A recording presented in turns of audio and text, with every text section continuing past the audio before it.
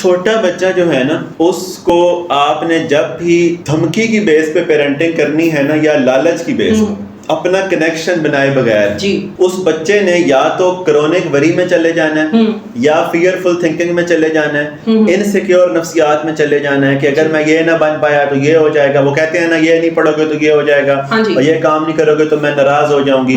تو آپ نے بچے کو ایموشنلی بلیک میل کیا ہے, یعنی میری رضا حاصل کرنے کے لیے تمہیں یہ سب کرنا پڑے گا. تو وہ پوری زندگی یہ پروو کرتے کرتے مر جاتا ہے کہ میری عزت کی جائے. یعنی کیا انکنڈیشنل عزت نہیں, ایز اے پرسن بچے کی عزت کوئی نہیں ہے. اس کو نمبر لے کے دکھانے پڑ رہے ہیں بغیر اس کو سمجھے, اس کو ٹاسک دیے جا رہے ہیں. یہ تبدیلیاں سب بچے میں آ سکتی ہیں. اس کو آپ سنوار بھی سکتے, نکھار بھی سکتے, اسے رائٹ ٹریک پہ بھی لا سکتے, لیکن اس کی بیسک نیڈز کے سب نے ایڈریس کرنی ہے. جب آپ اس کی ایموشنل نیڈ پوری کیے بغیر اس پہ توقعات کا گٹو لاد دیتے ہیں تو وہ اس توقعات کو پورا کرنے کے چکر میں ریئل سیلف سے ڈسکنیکٹ ہو جاتا ہے اور ڈپریشن اور اینگزائٹی اس کا مقدر بن جائے گا.